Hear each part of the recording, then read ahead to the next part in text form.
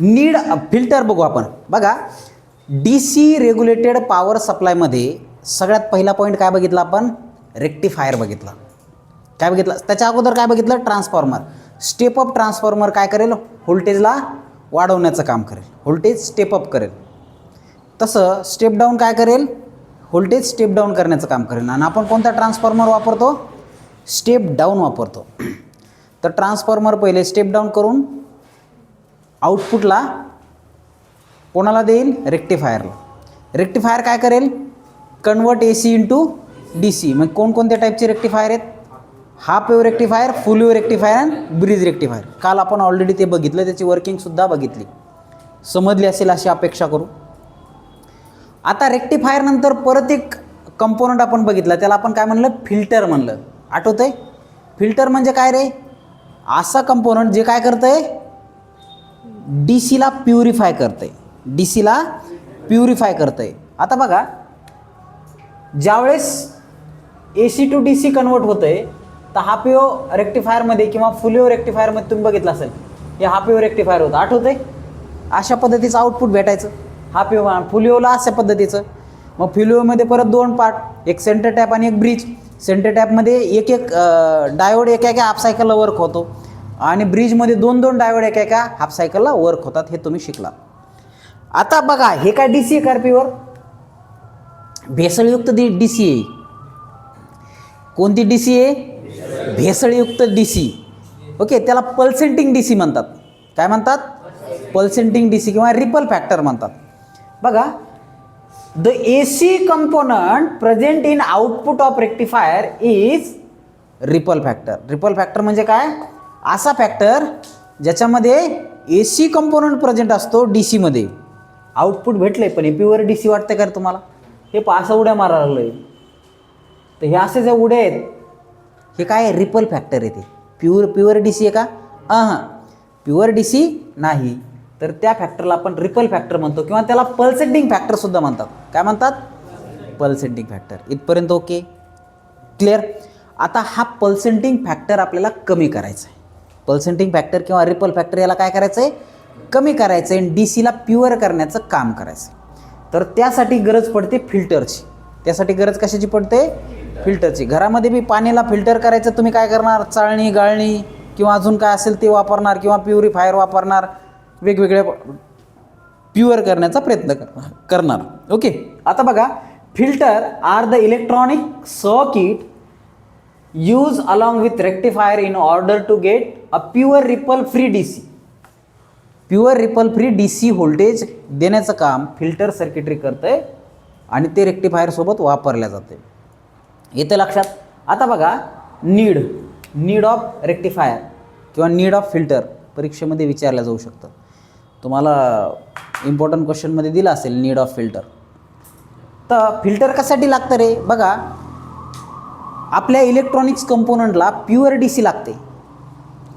जर रिपल युक्त DC जर दिली आपण किंवा पल्सेटिंग फॅक्टर युक्त DC जर दिली तर काय होणार आहे रे?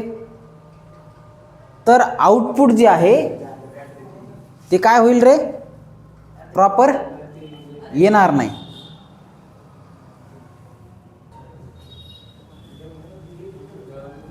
लक्ष द्या.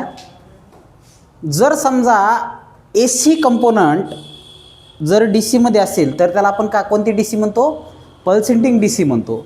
अशी जर DC आपण इलेक्ट्रॉनिक डिव्हाइसेसला वापरली तर काय होईल रे? त्या इलेक्ट्रॉनिक डिव्हाइसची लाईफ कमी होईल, त्याचा परफॉर्मन्स रिड्यूस डाऊन होईल, त्याच्यामध्ये हार्मोनिक डिस्टॉर्शन यायला लागतील.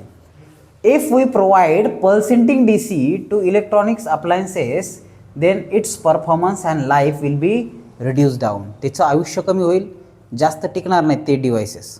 ओके, मग त्यासाठी तुम्हाला काय करावं लागेल? प्युअर DC वापरावं लागेल आणि प्युअर DC वापरायसाठी आपल्याला फिल्टर सर्किटरीची गरज पडते. आता बघा हे AC इनपुट आहे, हे रेक्टिफायर आहे, मग हाफ वेव्ह, फुल वेव्ह आणि ब्रिज रेक्टिफायर आपण इथं वापरतो. त्याच्यानंतर फिल्टर सर्किटरी वापरतो ना, आउटपुट घेतो. तर हे काय आहे? आउटपुट आहे. कशाचं? रेक्टिफायरचं. याच्यामध्ये हे काय आहे रे? रिपल फॅक्टर आहे आणि त्याला प्युरिफाय करून हे काय केलं जाईल? आउटपुट मिळवेल. ते कोणाकोणाला समजलं रे? पहा परत एकदा सांगतो. ए सीचं डी सीमध्ये केलं जातं आहे, पण त्या डी सीमध्ये काय येतं आहे, रिपल येतात. त्याला प्युरिफाय करण्यासाठी फिल्टर सर्किटचा आपण वापर करतो. इथपर्यंत आले सगळे. चला आता आपल्याला टाईप्स ऑफ फिल्टर आणि ते बघायचे. ओके, काय बघायचं आहे, तर टाइप्स ऑफ फिल्टर बघा. So there are 4 type of filter in your syllabus. First one is capacitor input filter किंवा त्याला शंट कॅपॅसिटर फिल्टर सुद्धा म्हणतात. ओके, कॅपॅसिटर फिल्टर किंवा शंट कॅपॅसिटर फिल्टर किंवा त्यालाच काय म्हणतात, कॅपॅसिटर इनपुट फिल्टर. तर आपण काय करतो इथं, जे हाफ वेव्ह किंवा फुल वेव्ह किंवा ब्रिज रेक्टिफायर आहे त्याच्याच ॲक्रॉसमध्ये काय लावतो, कॅपॅसिटर लावतो. बाळा लक्ष दे, ॲक्रॉस म्हणजे काय, शंट. शंट म्हणजेच काय, पॅरलल. अशा पद्धतीने जर कॅपॅसिटर लावला तर त्याला कॅपॅसिटर फिल्टर असं म्हणतात. दुसरं फिल्टर आहे चोक फिल्टर. दुसरं फिल्टर काय आहे, चोक फिल्टर किंवा त्याला सिरीज इंडक्टर फिल्टर सुद्धा म्हणतात. काय म्हणतात, सिरीज इंडक्टर फिल्टर सुद्धा म्हणतात. सिरीज इंडक्टर म्हणजे काय, सिरीजमध्ये इंडक्टन्स लावायचं, सिरीज इंडक्टर फिल्टर. इथं काय, शंटमध्ये कॅपॅसिटर लावायचं, ते कॅपॅसिटर फिल्टर. त्याच्यानंतर एल सी फिल्टर. एल आणि सी म्हणजे काय, पहिले एल लावायचं नंतर सी लावायचं. अशा पद्धतीने सर्किटला इथं लावलं की त्याला एल सी फिल्टर म्हणायचं. आणि त्याच्यानंतर सी एल सी फिल्टर, पाय फिल्टरलाच काय म्हणतात, C L C type filter. आत्ता बाळा म्हणत होता तेच filter, C L C type filter. तर 2 मार्काला असा प्रश्न विचारला जाऊ शकतो, state the types of filter. तो कोणकोणते, कॅपॅसिटर फिल्टर, चोक फिल्टर किंवा त्यालाच इंडक्टर फिल्टर म्हणतात. एल सी फिल्टर याच्यामध्ये इंडक्टर सिरीजमध्ये कॅपॅसिटर सोबत. ओके, एल आणि सी असतात, तर सी पॅरलर आणि हे सिरीजमध्ये. सी एल सी फिल्टर म्हणजे तुम्हाला पहिले कॅपॅसिटर, त्याच्यानंतर इंडक्टर आणि नंतर परत कॅपॅसिटर, अशा टाईपचं जे फिल्टर सर्किटरी त्याला आपण सी एल सी फिल्टर किंवा पाय फिल्टर असं म्हणतो. तर 4 टाईपचे फिल्टर लक्षात राहतील सगळ्यांना. चला त्याच्यानंतर आता आपण सुरुवात केली पहिल्या टाईपच्या फिल्टरला. डायरेक्ट पहिल्या टाईपचं फिल्टर आपण घेऊ, कॅपॅसिटर फिल्टर. तर कॅपॅसिटर फिल्टरमध्ये शंट कॅपॅसिटर फिल्टर किंवा कॅपॅसिटर फिल्टर किंवा कॅपॅसिटर इनपुट फिल्टर याच्यामध्ये काय असतं, हा जो रेक्टिफायर युनिट आहे, ह्या रेक्टिफायरला आपण आउटपुटच्या आधी काय केलं, इथं पॅरलरमध्ये, शंटमध्ये, ॲक्रॉसमध्ये एक कॅपॅसिटर लावलं आहे. तिन्हीचा अर्थ एकच, पॅरलर, शंट, ॲक्रॉस, सगळ्यांचा अर्थ एकच. काय केलं आहे, एक कॅपॅसिटर लावलं आहे आणि हे कॅपॅसिटर काय करतं आहे, चार्जिंग डिस्चार्जिंग प्रिन्सिपलनी. कोणत्या प्रिन्सिपलनी, चार्जिंग डिस्चार्जिंग प्रिन्सिपलनी काय करतं आहे, हे रिपल फॅक्टर रिड्यूस करण्याचं काम करतं. कसं करतं ते बघू आपण. It is also called as shunt capacitor filter. It work on charging discharging principle. आता कसं काम करतं ते बघू. तर एक उदाहरण घेतलं आहे, हाफ वेव्ह फुल वेव्ह ब्रिजमधलं कोणतं बी घ्या. आपण सेंटर टॅप फुल वेव्ह घेतलं आहे. कोणतं घेतलं आहे, सेंटर टॅप फुल वेव्ह. तर हे तुम्हाला माहिती आहे, याच्यात D1 D2 डायोड आहेत. पहिल्या हाफ सायकलला D1 कंडक्ट राहतो, दुसऱ्या हाफ सायकलला D2 कंडक्ट राहतो, तिसऱ्या हाफ सायकलला D1 कंडक्ट राहतो, चौथ्या हाफ सायकलला D2 कंडक्ट राहतो. D1 D2 D1 D2 माहिती आहे ना तुम्हाला. तर पहिल्या हाफ सायकलला काय होईल, D1 कंडक्ट आहे, तर इथून करंट असा फ्लो होईल. पण हे होत असताना कॅपॅसिटर चार्ज व्हायला सुरुवात होईल इथून इथपर्यंत. आता ही पाहिजे वेव्ह फॉर्म आहे तुमच्या नॉर्मल, पण हे होत असताना ऑपरेशन बघा. ड्युरिंग OA रिजन, OA काय होईल, डायोड फॉरवर्ड बायसमध्ये जाईल, D1 फॉरवर्ड बायसमध्ये जाईल आणि तो कंडक्ट करेल. पण त्याच वेळेस कॅपॅसिटर चार्ज होईल. पहा, कॅपॅसिटर काय होईल, चार्ज होईल.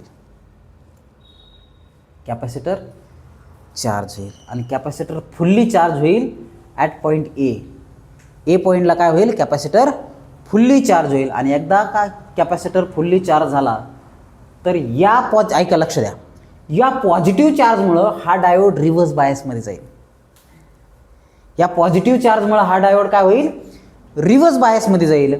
हा रिव्हर्स बायसमध्ये गेला रे गेला की हा कॅपॅसिटर डिस्चार्ज करेल. पहा, इथून असा करंट फ्लो होईल आणि हे असा व्होल्टेज काय म्हणतात, असा कंडक्ट होईल. येतं लक्षात. म्हणजे charging of capacitor from 0 to A and discharging of capacitor from A to B. येतं लक्षात. तर duration of OA, D1 forward bias and conduct, त्यावेळेस काय होणार, कॅपॅसिटर फुल्ली चार्ज होणार, व्होल्टेज अक्रॉस आउटपुट भेटेल तुम्हाला. किती भेटेल, VC = VM. मग V C is equals to V maximum voltage झालं की त्या पॉईंटला काय होईल, सेकंडरीचं व्होल्टेज कमी कमी व्हायला जशी सुरुवात झाली तर कॅपॅसिटर काय करेल, अशा पद्धतीने डिस्चार्ज करेल. इकडून D1 त्यावेळेस काय होईल, बंद असेल. म्हणजे हे charging discharging charging discharging charging discharging. तर असा जो रिपल फॅक्टर होता तो कसा झाला रे आता, अशा पद्धतीने झाला का नाही. तर कसा करतो हा, चार्जिंग डिस्चार्जिंग. परत दुसऱ्या याला काय होईल, D2 फॉरवर्ड बायसमध्ये जाईल. इथं काय होईल, D2 फॉरवर्ड बायसमध्ये जाईल. मग D2 फॉरवर्ड बायस गेला तर असा करंट फ्लो होईल, परत कॅपॅसिटर चार्ज होईल. परत दुसरे त्याच्यामध्ये चार्ज इथपर्यंत होईल, परत डिस्चार्ज होईल, परत चार्ज होईल, परत डिस्चार्ज होईल. आणि या पद्धतीनं काय होईल रे, हा रिपल फॅक्टर प्युरिफाय होईल, DC प्युरिफाय होईल. आउटपुट तुम्हाला स्टेडी देण्याचा प्रयत्न होईल. 100% स्टेडी भेटतंय का, नाही भेटत. 100% स्टेडी भेटतं का, नाही. त्यासाठी मग परत व्होल्टेज रेग्युलेटरची गरज पडते. परंतु जास्तीत जास्त रिपल फॅक्टर कमी करण्याचं काम कोण करतं, हे कॅपॅसिटर फिल्टर करतं. ओके. त्याच्यात LC फिल्टर हे सगळ्यात बेस्ट फिल्टर आहे. हे जर वापरलं तर मग अजून रिपल फॅक्टर कमी होतो. कारण इंडक्टर काय करते, चेंज इन करंटला अपोज करते आणि त्यामुळे अजून रिपल फॅक्टर कमी होतो. ओके. तर in this way charging and discharging of capacitor reduce ripple factor and purify the DC.